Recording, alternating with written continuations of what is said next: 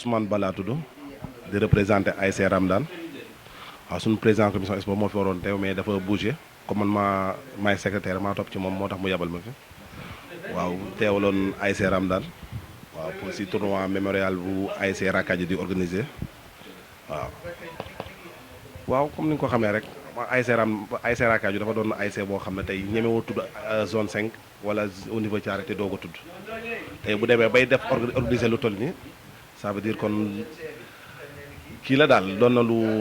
intéressant waaw ASC yëpp mën nañ ci yëg seen bopp mën na doon une série de démarrage sax pour nawetaan bi waaw te moom ñu ngi koy rafetlu waaw ñu ngi koy rafetlu bu baax waaw am nañ ci te aussi intérêt la pour man ci ASC au moins dina leen permettre ñu mën a démarrer seen préparer wala seen championnat waaw comme ni nga ko xamee daal en tout cas ñun daal ñu ngi ci biir daal.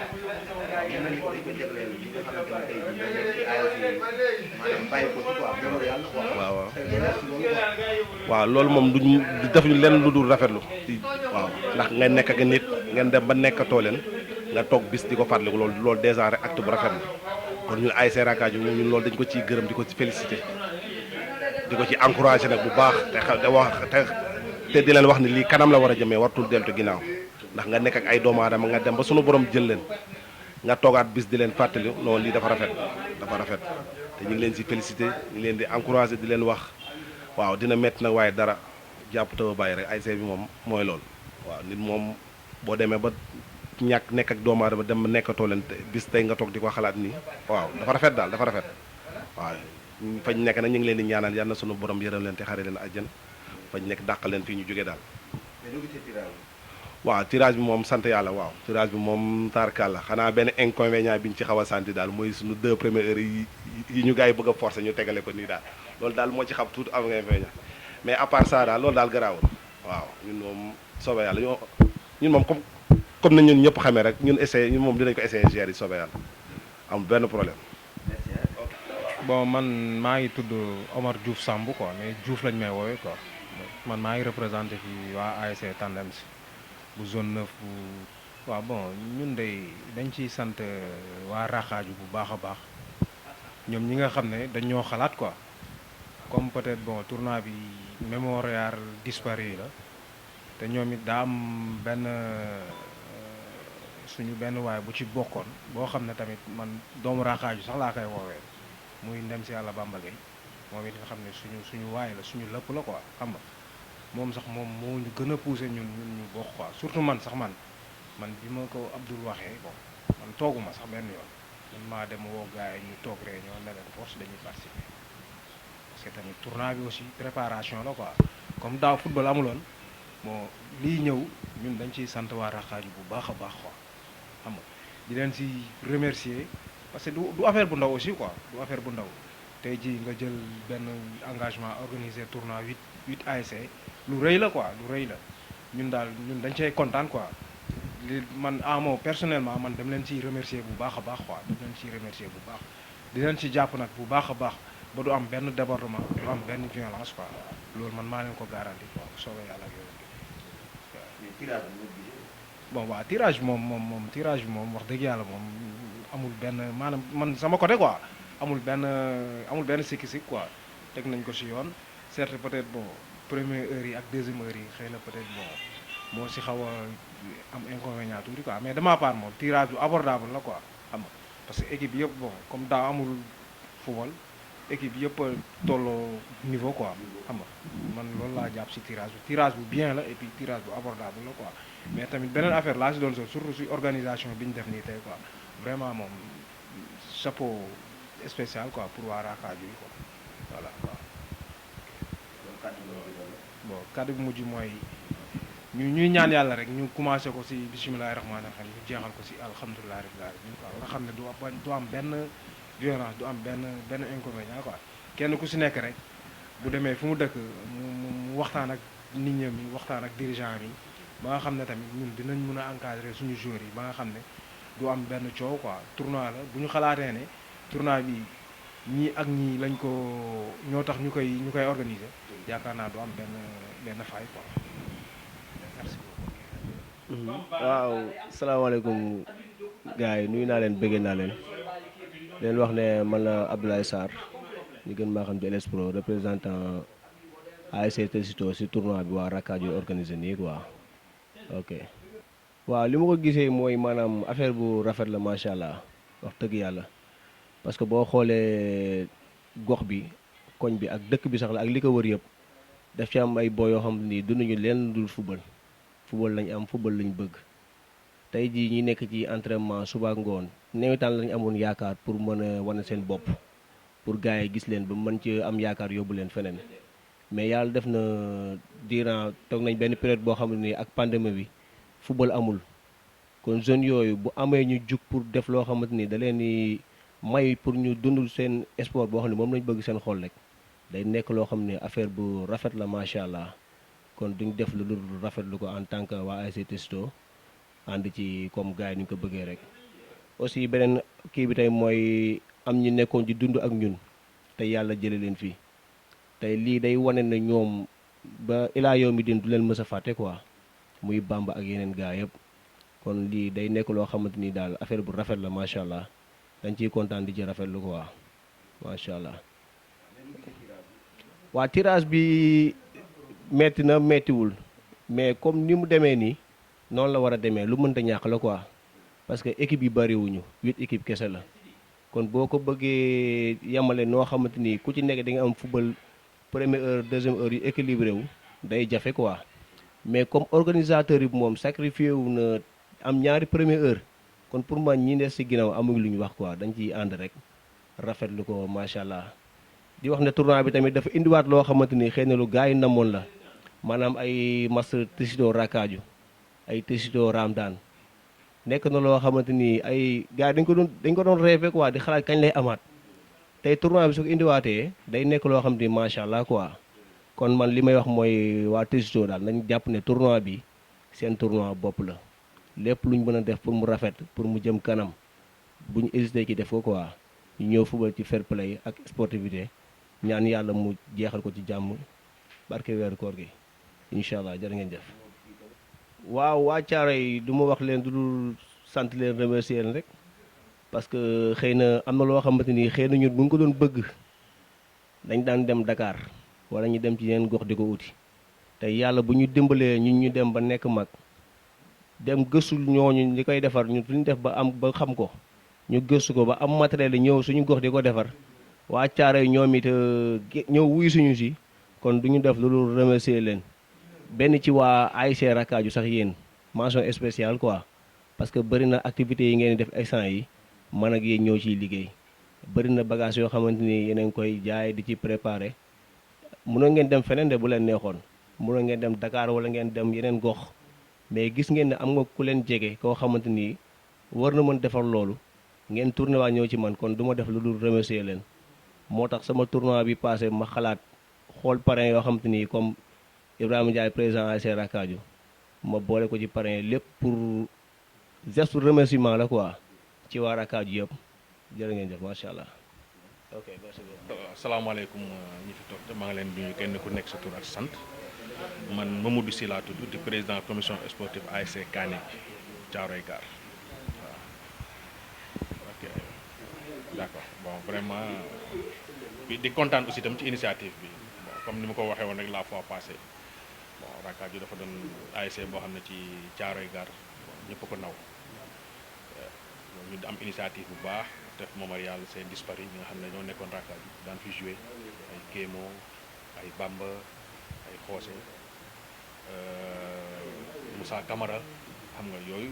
bon dafa doon affaire bu reconnaissant bu rafet daal bu baax bu ko ñëpp rafet la moo tax vraiment bi ñu sollicité ñun waa Kané gi ñu waxtaanee ñu ne impérativement foog dañ ci bokk daal parce que initiative bu rafet la quoi bi ñu ñëw adhéré ci affaire boobu quoi waaw di ci kontaan nag bu baax a baax waaw li ma ciy wax mooy fi nga njëkk a ñëwee rek man dafa mel ni yow da nga maa fekkee da nga réunion bi passé da nga ma dégg parce que man toujours fi may gën a appesantir rek ci situation yu mel nii donc dama bëgg nit ñi delloo seen xel tuuti xam ne mémorial la te suñu nee mémorial dafa war a ànd ak ay yar ak i teggin donc fair play bi daf ci war a jouer à 100 pour cent donc équipe yi nekk Thiaroye yi même yi nekk xam ne nekkul sax commune Thiaroye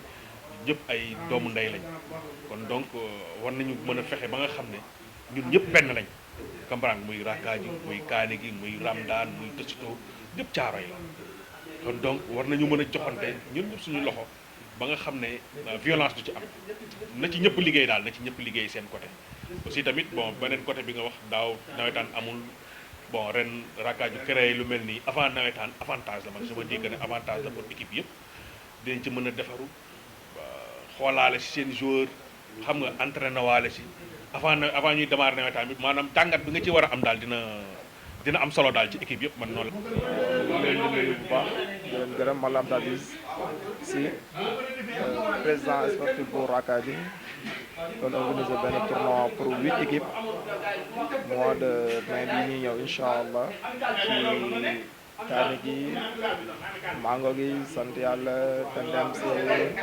ak sélection Stade Thiaroye vraiment ñoom ñëpp ñu leen di remercier ci li ñu woote ñëw fekk ñu si vraiment ñu leen di gërëm ci leen sant dëgg yàlla tournoi bi nag li ko waral nag mooy ñi nekkoon Rakkaaju te nekkatuñu fi mooy ñu doon jouer Rakkaaju ku mel ne Moussa Camara ku mel ne Kémo ku mel ne Xoose Fodé Camara Bamba ñoom ñëpp dañ leen di fàttali ko rek di leen ñaanal yàlla yërëm leen te yàlla jéggal leen yàlla xaaral àjjana firdaws comme nag dañoo nekkoon ci ñun doon fa wala ñun te amuñu lenn loo xam ne dinañ kii ñëw dañu organiser fàttali ko leen fair play tamit dañ ci bëgg su ko defee mu nekk tournoi yu réussir pour waa Rakkaaju dañu bëgg nag waa Rakkaaju yëpp génn jàpp ci benn yëpp dirigeant Rakkaaju bëgg nañ mu génn jàpp ci tournoi yi pour mu réussir loolu moo tax ñu woo équipe bi tamit pour ñu ñëw jàpp lañ ci yar ak teggeen tamit parce que dañoo bëgg bépp équipe bu fi ñëw tamit mu wane yar ak teggeen pour tournoi bi mën a réussir parce que nekkul ay fo parce que préparation nawetaan la comme toog nañu daaw fubaluñu ñu xalaat ne pour ñu mën a préparer il faut ñu am lu ñu organiser pour équipe yi mën cee gis seen bopp loolu moo waral tournoi yi moo tax ñu organiser ko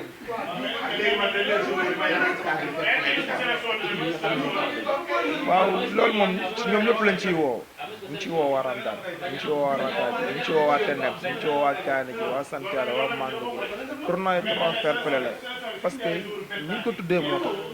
ay ndem si yàlla lañ leen tuddee mooy ñoo xam ne dañ fi nekkoon te nekkatuñ kon tey loolu war na mun a rek ñu def ko ci yar ak teggee xam ne àdduna xeex am fi solo xuloo am fi solo bennoo rek moo am solo mooy ngir lépp lu ñu war a defar ngir Caaroy la parce que Caaroy dong la ñu bëgg mu développé te ci sport lañ ko war a mën a jaare pour mu développé moo tax ñu boole si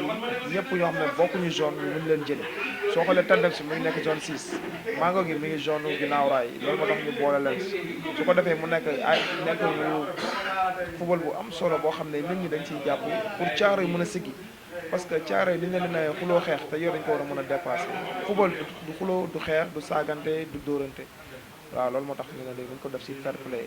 ñëpp ñu ngi leen di woon ak si fair play incha allah ñëw jàpp si wuyu si incha allah. waaw maa ngi leen di nuyu yéen ñëpp ku si nekk sa tur ak sa sant vraiment di rafetlu tournoi bi nga xam ne waa Rakkaaju organisé nañ ko parce que dañu ko def pour suñu dispar yi ñu amoon am suñuy équipe suñuy doomu ndey suñuy dëkkandoo yu ñu si fekk si mel ni ay Tendem sa Rakkaaju Mango gi Sant Yàlla ak Tësito ak Ramdaan ñoom ñëpp ñu ngi fi ñu amoon nag message bu ñuy lancé mooy comme daaw yàlla defoon na nawetaan amul ren tournoi bi dina am avantage équipe bi dina tax nga mën a préparé wu xam li nga am ak li nga manqué nga mën ko wuti surtout du ñaan supporters yi aussi que ni lii tournoi la comme ni ñu ko tuddee yàlla dafa def nekk ñu fi ñu génn àdduna kon donc nañ ko def si fair play rek même boo gisee ba si tirage bi sax du mën a ree compliqué comme ñun ñoo organisé dañu accepté ñu jël ñaari première parce que kon donc li ñuy wax naan kuy séddale rek yaay ñàkk di ñaan bu ngeen di ñëw daal ngeen ñëwee si jàmm ak salaam ñu ñaan yàlla ñu dugg si bisimilah yi yeggalee ko si alhamdulilahi rabil alamin et surtout ñu éviter violence parce que violence lim lay yàqal du la ko may sa toll nañ si jamono joo xam ne nii loolu lépp dañ ko war a mën a bàyyi te xam ne ñëpp benn dañ comme ñun bu ñu demee ba mën a ànd ak yéen ba tey di nekk ay dirigeants comme yéen c'est parce que li ngeen ñu wan la ak li ngeen ñu ji mais nag dafay toll ni koñ bi fi ñu toll nii Rakkaaju war na mën a éviter lu bëree moo tax ba mag ñëpp ñëwaat duggaat si équipe bi kon donc mag ñëpp duggaat nañu it ñu ngi yenn poste de responsabilité nañ ñu dimbali aussi si violence bi surtout nag suñu équipe bi nga xam ne tamit moom mooy dem ci tournoi yi lii tournoi yi foo la ak ree rek la te jarul sax yenn enjeu yi foo la kaf ree xool li nga manqué sa équipe nga wuti ko pour nga mën a préparer wu sa nawetaan yi ñëw. beneen bi mooy suñu dispar yi fi jógee comme ñu mel ni ñoom Kémo ñoom Bamba et consort ñoom ñoo gën a tax ñu organiser loolu. waaw lii day waree ni rek caaro yi ñëpp benn lañ parce que mooy li may wax toujours rek caaro yi kenn mënu ko xar ñëpp benn lañ tey bu ñu demee barakaat yi mën a organiser tournoi boo xam ne 8 équipes la Testo mi ngi si Ramdaan mi ngi si Kaane gi mi ngi si sant yàlla mi ngi si Tandems nekk zone jàmm gën bi mi ngi si Mango gi aussi nekkoon fii sa dellu Pikine mi ngi si kon moo lay wan ne équipe caaro yi ñëpp benn lañ man dama gis ni sax tournoi bi bu passé dina tax ba violence yi doon am si entre yenn ASC yëpp day jeex parce que boo xoolee équipe yëpp si booloo ñun ñëpp si nekk te li may wax la match la rek quoi match bi mooy am peut-être yenn supporters yi la rek ñooy nekk si terrain bi di waxante li ñuy waxante maa lay gagné du ma la gagné mais boo xoolee fii ñëpp benn lañ parce que fu ñu toog mënuñu toog defar caaro yi sa ñun ñooñu ñëpp tooguñu mënul nekk ñun ñooñu ñëpp ñoo mën a toog nag pour defar caaro yi te lii ma siy lancé waale occasion di ñaanaale waa caaro yi aussi ñu yeewu parce que bu ñu demee tey ba ñëpp am seen terrain ñu terrain yu normal caaro yi ba tey fi mu toll nii mënuñu am benn terrain il est temps nag jot na nag pour jeunesse caaro yi bi jóg xeex loolu pour war ko mën a am.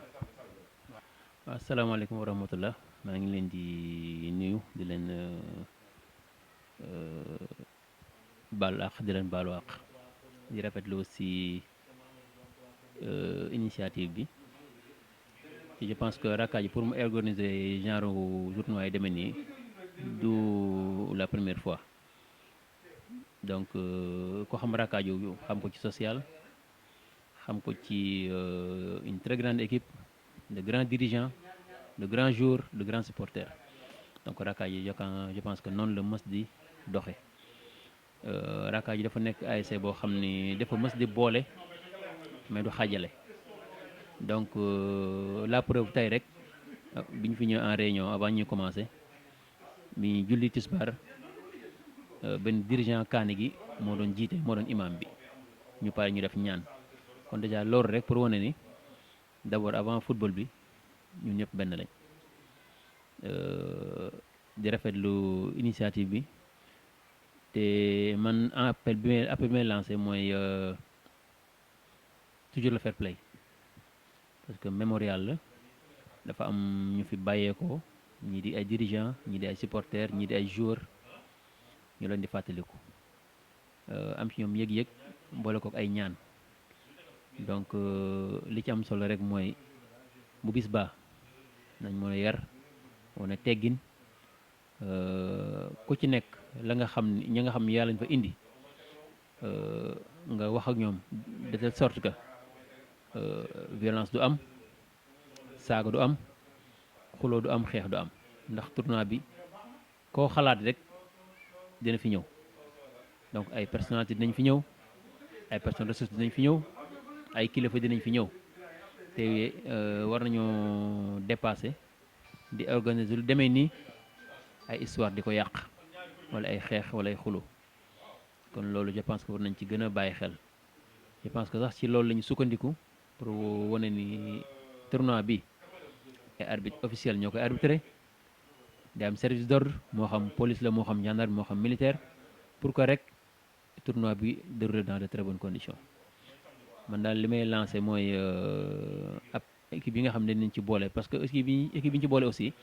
dañ leen ci boole bàyyi yeneen équipe te ñëpp waroon nañ cee mën a bokk waaye kulim doo matal donc di leen vraiment ñaax ci ñu wax ak ñi nga xam ne ñoom la ñuy diriger te ñu ñëw ci tournoi bi ko defee tournoi bi déroulé ci jàmm am fair play kii yàlla def ni moom war a gañe ko bi gañe ko ñu def parce que tournoi bi mun naa ne pré nawetaan la parce que buñ ci jógee rek aussitôt ci nawetaan la ñuy dugg kon dina permettre équipe yu bari ñu détecter seen ay joueurs di xool ñi ñu bëgg a collaborer ak ñi ñu bëgg a collaborer ñi nga xam ne aussi intéressé ni leen pour nawetaan yi je pense daal loolu moo ci ëpp solo ci tournoi bi. waaw tout à fait parce que man léegi rek avant ñuy commencé dañoo maa ngi koy wax dama demoon la fois passée dem seetaan ni junior Stade Thiaroye à Mbao mais bi ma duggee foofu vraiment dama kontaan ci ñoom parce que gis naa au moins suñu defal benn stade municipal boo xam ni ku ko gis rek te doon sportif rek sa xol dina sedd surtout doon footballeur donc à part de là waa Thiaroye war nañu mën a am lu mel nii tournoi bi nga xam dañ ko joué fii ci camp bi mu terrain Rakaju mais terrain boobu waa Thiaroye war nañoo mën a jóg taxaw pour que ñu def ko stade municipal comme yeneen stade yi donc man vraiment maa ngi lancé un appel à tous les Thiaroye waa que ni lii war nañu am une très bonne mobilisation am ci engagement avec l'appui des responsables politiques yi nekk fii ndax Thiaroye mën a am stade boo xam ni dinañ ci mën a def seen activité sportive donc je pense que loolu buñ ci taxawee manko yàlla mën nañu dimbali mu sotti waaw loolu daal laa mun vraiment lu may lancer pour waa Thiaroye waaw. turam ak santam vraiment lii moom lu rafet la quoi lu rafet la parce que il suffit que rek ñu def ni ñi fi jógee doon jouer si équipe bi jóge fi ñu ne dañ leen defaral tournoi benn mémorial bu ñu leen defaral vraiment loolu lu rafet la waaw vraiment loolu moom dañuy fàttaliku rek waaw parce que àdduna moo demee noonu waaw man li may wax rek mooy tournoi bi moom nañ ci dugg ci jàmm ak salaam mu am bañ a am benn problème waaw équipe bi nag ñun moom pare nañ parce que ni ñu demee ba bokk ci affaire yi duñ ko bëgg a jël bu ñu sañoon tey ji dara du fi jóge lépp fi lay recevoir waaw ci équipe lay recevoir ñun affaire bi moom dañ ko jëlee faw ñu ci kii wuñu ci équipe bu ñu taseel dinañ ci joxe suñu ket lay kattan waaw bu joxe ci suñu luñ ci am lépp daal dañ ko ci joxe waaw tamit booy tamit pare nañ booy raakaay yi pare nañ waaw pare nañ ci affaire bi quoi mais ñoom dañuy jël tournoi bi parce que bëgguñu kenn jël ko waaw tirage bi moom métti na benn métti boo xam ni amoon na difficulté mais vraiment boo xoolee gars yi waxtaan nañ ba jubóo ci ay kàddu ba vraiment ñëpp d'accord waaw vraiment def nañ ko ci jàmm ak salaam quoi waaw amul benn problème commencement bi moom doon na dëgëroon na mais bi demee ba ci biir daal xalaat yi génn. waaw terrain bi moom dégg naa ñun moom dañ ci yàgg a wax parce que dañoo yor petit catégorie waaw xale yu ndaw yi école football yi junior yi cadet yi foofu la ñuy entraîné Thiaroye ñun terrain boobu rek lañ am waaw terrain boobu nag dañuy ñaan yàlla autorité yi fi nekk borom ndomba tànk yi fi nekk ñu jàppale ñu defaral ñu ko stade parce que ñun boo leen xoolee championnat bi ñuy joué nii stade Thiaroye joué nii dafay génn dem di joué ji ay yeneen stade kon bu ñu yàlla defee tey ñu am tey ji suñu terrain bi di fi joué nawetaan xale yu ndaw yi di fi tàggat ñu leen di tàggat kon da nga gis léegi Thiaroye yi commencé génne ay joueurs yoo xam ni dañuy dem ci kaw dañuy dem ay national wala nga gis joueur boo xam ne di nga xam ne daal kii daal am na fu ñu ko tàggate quoi xam nga loolu daal bëgg nañ moom ñu ci dimbali bu baax a baax ñi fi nekk yor ay ndoomay tànk nañu dimbali ñu am terrain stade waaw nga xam ne duñ dem di jégaane benn stade vraiment. waaw salaamaaleykum sama gars yi maa ngi leen di nuyu bon man la Djili Diop ASC Rakaju mais tey moom dama fay toogee ñaari tànk quoi tànk dirigeant Rakaju bokk ci commission sportive ak toogal fi les anciens joueurs de Stade Thiaroye ñi nga xamante ni dañoo bokk ci tournoi bi quoi waaw.